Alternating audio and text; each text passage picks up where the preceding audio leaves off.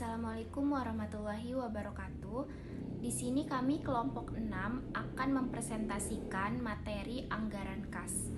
Anggota kelompok 6 ada Anissa, Meilani Andini dengan NIM 211010501032. Lalu ada Ardinata dengan NIM 211010500989. Lalu ada Fikri Erlanda Hardiandika dengan NIM 211010504673. Lalu ada saya sendiri Karina Putri Utami dengan NIM 211010500858. Lalu yang terakhir ada Sahwa Nindi Fitriani dengan NIM 211010503527. Submateri pembahasan yang akan kita bahas pada materi ini yaitu yang pertama, pengertian anggaran kas, yang kedua, tujuan penyusunan anggaran kas, yang ketiga, kegunaan anggaran kas, yang keempat, faktor yang mempengaruhi anggaran kas, yang kelima, penyusunan anggaran kas, yang keenam, pendekatan dalam penyusunan anggaran kas, yang ketujuh, langkah-langkah penyusunan anggaran kas, dan yang terakhir, yang kedelapan, contoh penyusunan anggaran kas. Pengertian kas. Kas adalah bagian aktiva lancar yang paling likuid sehingga mudah untuk berpindah tangan. Pada setiap perubahan, biasanya memiliki persediaan kas minimal atau kas ideal yang besarnya tergantung pada perusahaan tersebut.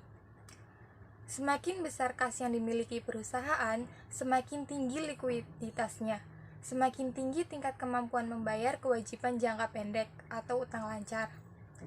Kas adalah uang yang siap dan bebas digunakan. Kas meliputi uang kartal, uang giral, dan simpanan giro di bank. Penyusutan anggaran kas merupakan cara yang efektif untuk merencanakan dan mengendalikan arus kas, memperkirakan keperluan kas, dan secara efektif menggunakan kas yang berlebih maupun kas yang kurang. Anggaran kas merupakan skedul yang disusun secara terperinci, aliran kas masuk dan kas keluar pada suatu periode tertentu di waktu yang akan datang. Tujuan penyusunan anggaran kas. Tujuan utama penyusunan anggaran kas adalah merencanakan posisi likuiditas sebagai dasar untuk menentukan pinjaman di masa datang dan investasi yang akan dilakukan. Tujuan penyusunan anggaran kas antara lain untuk yang pertama, menentukan saldo atau posisi kas akhir setiap periode sebagai hasil dari operasi yang dijalankan. Yang kedua, mengetahui kelebihan atau surplus atau kekurangan defisit kas pada waktunya. Yang ketiga, menyelaraskan kas dengan aset lancar, aset tak lancar, utang, modal, pendapatan, dan beban. Yang keempat, mengetahui sumber kas masuk yang diperoleh selama satu periode dan digunakan untuk apa sumber kas masuk tersebut. Hal ini tampak pada arus kas keluar. Yang kelima, mengetahui kapan utang dibayar kembali. Yang keenam, menilai realisasi kas masuk dan kas keluar agar dapat diketahui selisih realisasi dengan anggaran, selisih menguntungkan atau selisih merugikan. Yang ketujuh, menunjukkan hubungan laba bersih terhadap perubahan kas perusahaan. Kegunaan anggaran kas. Anggaran kas berguna bagi manajemen sebagai dasar untuk menilai kemampuan perusahaan dalam menghasilkan kas dan menilai keperluan perusahaan untuk menggunakan arus kas tersebut. Dalam pengambilan keputusan ekonomi, manajemen perlu melakukan evaluasi terhadap kemampuan perusahaan menghasilkan kas serta kepastian memperolehnya. Dan secara rinci, kegunaan anggaran kas antara lain sebagai berikut. Yang pertama, menggunakannya sebagai dasar yang sehat untuk memantau posisi kas secara terus-menerus. Yang kedua, menggunakannya sebagai dasar pengambilan keputusan pinjaman jangka pendek atau pinjaman jangka panjang atau dengan tambahan modal sendiri untuk mencukupi defisit kas. Yang ketiga, menggunakannya sebagai dasar kebijakan pemberian kredit. Yang keempat, menggunakannya dalam menentukan kemampuan perusahaan membayar dividen kepada pemegang saham. Yang kelima, menggunakannya dalam meningkatkan kemampuan membayar kewajiban jangka pendek. Faktor yang mempengaruhi anggaran kas. Ada 3 faktor yang mempengaruhi anggaran kas. Yang pertama, kegiatan operasi. Kegiatan operasi adalah kegiatan perusahaan yang bersifat rutin dan terus-menerus. Kegiatan operasi utama dari perusahaan adalah membeli dan menjual produk atau jasa. Yang kedua, kegiatan investasi. Kegiatan investasi adalah kegiatan yang dapat dan menurunkan aset tak lancar. Kegiatan investasi seperti menjual dan membeli surat berharga jangka panjang, menjual dan memberi aset tetap seperti tanah, bangunan, kendaraan, dan lain-lain. Yang ketiga adalah kegiatan pendanaan. Kegiatan pendanaan adalah kegiatan yang berkaitan dengan utang dan modal sendiri. Kegiatan pendanaan seperti menerima uang dalam bentuk utang yang berasal dari kreditur dan membayar pokok utang kepada kreditur. Selanjutnya di sini ada penyusunan anggaran kas. Itu terdiri ada 4. Yang pertama menyusun anggaran penerimaan kas, dan yang kedua menyusun anggaran pengeluaran kas, dan yang ketiga menyusun anggaran sementara kas, dan yang keempat menyusun anggaran kas final. Nah, kita bahas satu persatu. Yang pertama itu tadi adalah menyusun anggaran kas, penerimaan kas. Di sini menentukan di mana sumber-sumber penerimaan kas dan besarnya masing-masing tersebut. Nah, di sini ada beberapa contoh sumber-sumber penerimaan kas. Yang pertama, penjualan tunai, dan yang kedua piutang, ketiga penjualan aktiva tetap, dan yang keempat penerimaan hutang, dan yang kelima penerimaan modal, dan yang keenam pendapatan bunga, dan yang ketujuh pendapatan lain-lain di luar usaha. Selanjutnya yang kedua itu menyusun anggaran pengeluaran kas. Pada tahap ini akan diterima besarnya pengeluaran kas pada setiap periode seperti yang pertama pembelian bahan baku, dan yang kedua pembayaran biaya tenaga kerja langsung, dan yang ketiga pembayaran biaya overhead pabrik, dan yang keempat pembayaran biaya administrasi, dan yang kelima pembayaran biaya penjualan, dan yang keenam pembelian aktiva tetap, dan yang ketujuh pembayaran hutang dan bunga, dan yang ke-8 pembayaran lain-lain. Selanjutnya yang ketiga itu menyusun anggaran kas sementara. Di sini ada 3. Pada tahap ini akan dibandingkan antara penerimaan kas dan pengeluaran kas, dan yang kedua, bila menerima kas pengeluaran kas berarti kas memiliki saldo yang surplus.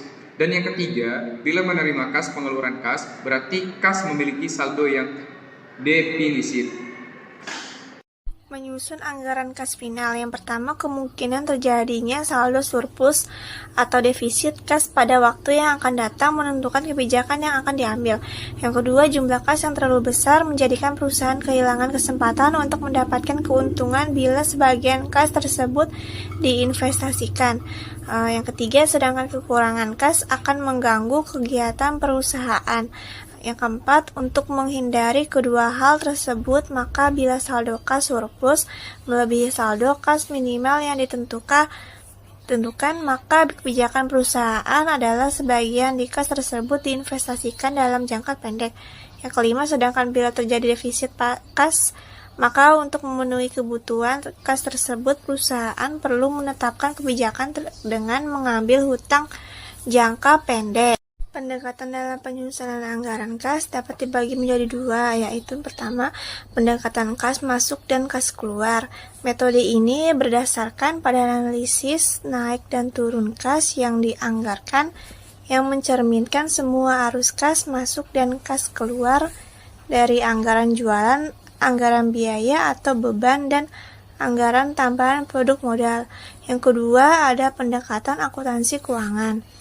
Titik tolak dalam pendekatan ini adalah laba bersih dari dasar akrual menjadi dasar kas, artinya disesuaikan dengan perubahan rekening, penindasan rekening, bukan kas seperti beban atau biaya terhutang. beban atau biaya bayar di muka, depresiasi atau penyusutan, penghapusan atau amortisasi. Pendekatan dalam penyusunan anggaran kas. Yang pertama, pendekatan kas masuk dan kas keluar. Disebut pendekatan kas masuk dan kas keluar karena dalam menyusun anggaran kas, lebih dahulu ditaksir sumber kas masuk, kemudian ditaksir kas keluar. Setelah itu ditentukan apakah terjadi kelebihan kas atau kekurangan kas. Dikatakan metode langsung secara rinci mengidentifikasi dari transaksi sumber kas atau arus kas masuk dan belanja kas atau arus kas keluar. Yang kedua, pendekatan akuntansi keuangan. Metode ini dikatakan pendekatan akunting keuangan karena penyusunan anggaran kas berdasarkan ikhtisar laba rugi dan neraca yang dihasilkan akunting keuangan oleh karena penyusunan anggaran kas didasarkan ikhtisar laba rugi dan neraca. Bentuk anggaran akunting keuangan atau jangka panjang terbagi menjadi dua. Yang pertama, sumber kas terbagi menjadi 5, TR, TC sama dengan laba. Yang kedua, akumulasi penyusutan. Yang ketiga, hasil penagihan piutang dagang. Yang keempat, penambahan utang jangka pendek dan utang jangka panjang. Yang kelima, bertambahnya equity modal disetor cadangan laba ditahan. Yang kedua, pengeluaran kas terbagi menjadi 4. TC sama dengan TR sama dengan rugi. Yang kedua, pembelian aktiva tetap baru. Yang ketiga, berkurangnya utang jangka pendek dan utang jangka panjang. Yang kedua, penyusunan anggaran kas terbagi menjadi dua. Yang pertama, metode perkiraan kas atau metode langsung. Metode ini didasarkan pada analisis peningkatan dan pengurangan secara rinci atas rekening kas yang dianggarkan yang akan mencerminkan semua arus kas masuk dan keluar dari anggaran, seperti penjualan, biaya dan pengeluaran untuk penambahan biaya barang modal. Metode ini sering dipergunakan untuk perencanaan kas jangka pendek sebagai bagian dari rencana laba tahunan. Yang kedua, metode ikhtisar laba rugi atau metode tidak langsung. Titik tolak dan metode ini adalah laba bersih yang direncanakan yang terlihat pada ikhtisar laba rugi yang dianggarkan. Laba berisi yang direncanakan diubah dari dasar aktual menjadi dasar kas, artinya disesuaikan dengan perubahan rekening modal kerja non-kas seperti persediaan piutang biaya yang dibayar di muka, aktual dan penundaan. Selanjutnya, sumber kas lainnya dan kebutuhan kas lainnya. Metode ini cocok untuk proyeksi kas dalam jangka panjang. Untuk sejumlah perencanaan kedua, pendekatan akan memberikan arus kas yang sama, hanya berbeda dalam jumlah rincian yang diberikan. Selanjutnya, langkah penyusunan anggaran kas terbagi menjadi 6. Yang pertama, menyusun anggaran penagihan piutang. Yang kedua, menyusun anggaran penerimaan kas yang biasanya terdiri dari pos penerimaan tunai, penagihan piutang, dan penerimaan lain-lain. Yang ketiga, menyusun anggaran pengeluaran kas. Anggaran pengeluaran kas ini umumnya mencakup pos-pos pembelian mesin, pembelian gedung, pembelian lain-lain, anggaran untuk biaya-biaya dan pengeluaran lain-lain. Yang keempat, menyusun anggaran kas yang sifatnya sementara. Artinya bisa terdapat saldo akhir yang minus atau negatif, maka perusahaan memerlukan pinjaman dari pihak luar dan sebagainya. Konsekuensi diperlukan pembayaran berupa bunga dan angsuran pokoknya. Yang perlu menjadi perhatian di sini adalah bahwa pinjaman tersebut harus memperhitungkan pembayaran bunga dan angsuran pokok. Yang kelima, memperkirakan pembayaran bunga. Apabila perusahaan melakukan pinjaman untuk menutupi defisit yang terjadi, untuk itu diperlukan suatu skema pembayaran bunga yang lengkap. Oke, kita lanjut ke contoh soal. Di sini ada informasi PT Dikita untuk tahun 2016 sebagai berikut. Yang pertama, program penjualannya meliputi 50% penjualan kredit, Januari 3.500.000, Februari 3.750.000, Maret 4.500.000, triwulan 2 12 juta, triwulan 3 10.500.000, triwulan 4 11.250.000. Lalu yang kedua, defisit disebabkan tak tertagihnya piutang 2%, pengumpulan piutang sesudah diperhitungkan dengan piutang tak tertagih. Tiap bulan 60% periode berjalan, 30% periode selanjutnya, 10% 2 bulan selanjutnya. 3 bulanan 80%, 3 bulanan penjualannya, 20% 3 bulanan selanjutnya. 3. Nilai di awal tahunnya 2.500.000. Lalu yang keempat, penerimaan lainnya triwulan 2 juta, triwulan 3 juta. Yang kelima, aneka kas dikeluarkan, bahan baku dibeli, Januari 1.350.000, Maret 1.200.000, triwulan 2 3.600.000, triwulan 3 3.750.000, triwulan 4 3.750.000. Lalu pembayaran gaji dan upah, Januari 1.170.000, Februari 900, Maret 1.100.000, triwulan 2 2.925.000, triwulan 3 2.700.000, triwulan 4 2.705.000. Lalu pengembalian utang, Februari 3 juta, triwulan 2 12 juta.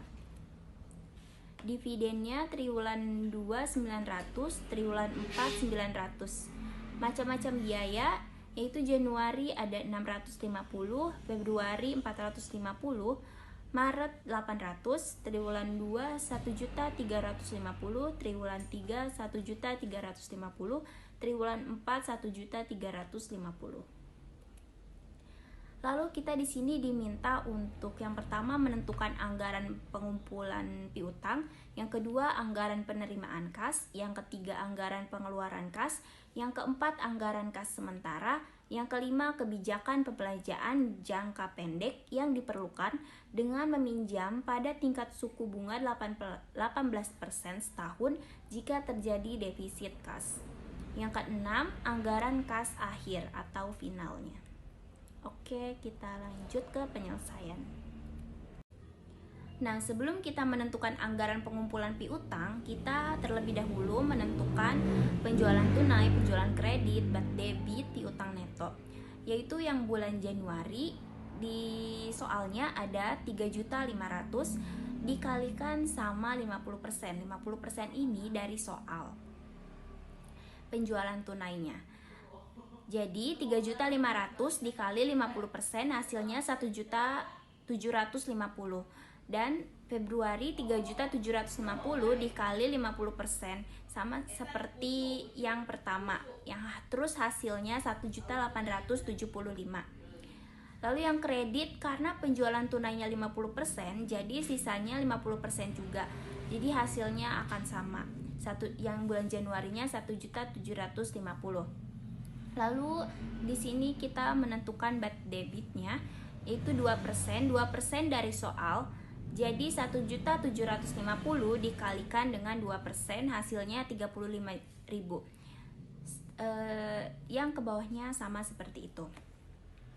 Lalu piutang neto, untuk menentukan piutang neto, di sini kita mengurangi penjualan kredit dikurang bad debit. Jadi hasilnya ini yang Januari 1.715.000. Yang ke bawahnya sama seperti itu. Nah, lalu di sini kita bisa menentukan anggaran pengumpulan piutang. Yang bulan Januari itu di sini diketahui 1.029.000. Nah, dari mana 1.029.000? Itu dari piutang neto yang atas, yang tabel yang atas. 1 juta yang Januarinya 1.715. Jadi 1.715 itu dikalikan dengan 60% yang ada di soal.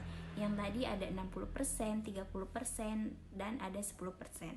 Itu kita yang 1.715 yang bulan Januari pakainya yang 60% dikalikan. Jadi hasilnya 1.029.000.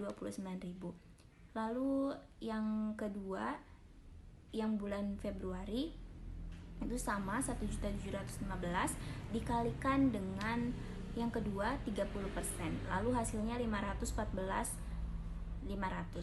Lalu yang bulan Maret yaitu sama juga 1.715 dikali 10%, yang ketiga. Jadi hasilnya 171.500. Yang ke bawahnya sama seperti itu. Februari, Maret, triwulan 2, triwulan 3, triwulan 4. Lalu di sini kita dapat totalnya. Yang di Januari itu 1.029.000, yang Februari itu 1.617.000, yang Maret itu 2.045.000, yang triwulan 2 5.769.750,